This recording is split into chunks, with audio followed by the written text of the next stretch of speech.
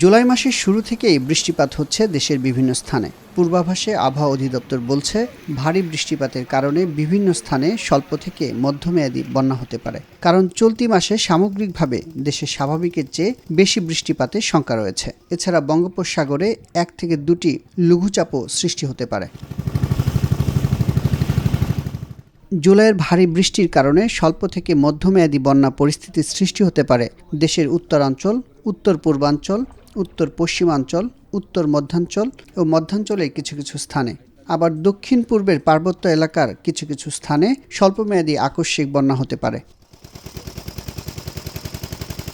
বন্যা পূর্বাভাস ও সতর্কীকরণ কেন্দ্রের তথ্য বলছে, এই মুহূর্তে অতি বন্যার কবলে রয়েছে সুনামগঞ্জ সদর ও সিলেটের কানাইঘাট উপজেলা। বন্যা রয়েছে আরও 11টি স্থানে। বন্যা কবলিত এলাকাগুলো হলো শেরপুরের নালিতাবাড়ি, নেত্রকোনার কলমাকান্দা, সুনামগঞ্জ সদর ও দিরাই, সিলেটের বিয়ানীবাজার ও জকিগঞ্জ, মৌলভীবাজার সদর ও রাজনগর, হবিগঞ্জের চুনারুঘাট, ফেনীর পশুররাম এবং বাগেরহাটের মোংলা উপজেলা। বন্যা পূর্বাভাস ও সতর্কীকরণ কেন্দ্র বন্যার ঝুঁকি হিসেবে চিহ্নিত করেছে 12টি স্থানকে। এর মধ্যে রয়েছে নীলফামারীর ডিমলা, কুড়িগ্রাম সদর, নাগেশ্বরী, উলিপুর, চিলমারী, রংপুরের কাউনিয়া, গাইবান্ধার সাঘাটা, সুনামগঞ্জের তাহিরপুর, সিলেট সদর ও গোয়াইনঘাট, মৌলভীবাজারের কুলাউড়া এবং নেত্রকোনার খালিয়াজুড়ি।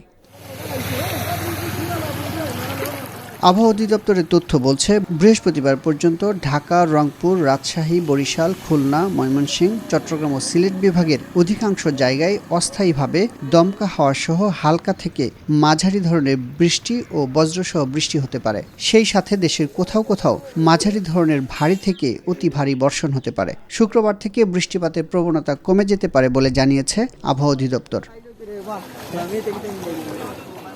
এদিকে ভারতের চেরাপুঞ্জিতে বৃষ্টিপাত ও পাহাড়ি ঢল অব্যাহত থাকায় দ্বিতীয় ধাপে বাড়তে শুরু করেছে সিলেট ও সুনামগঞ্জের নদ নদীর পানি। এরই মধ্যে নিম্নাঞ্চলে পানি প্রবেশ করে অনেক এলাকা পুরোপুরি ডুবে গেছে। গত 24 ঘন্টায় কুশিয়ারা নদীর পানি সামান্য কমলেও বিপদসীমা ছাড়িয়েছে সুরমা।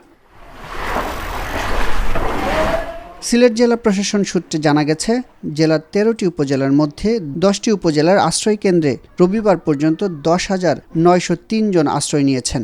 জেলার 653টি আশ্রয়কেন্দ্র প্রস্তুত রয়েছে। এর মধ্যে 219টি আশ্রয়কেন্দ্রে লোক উঠেছেন।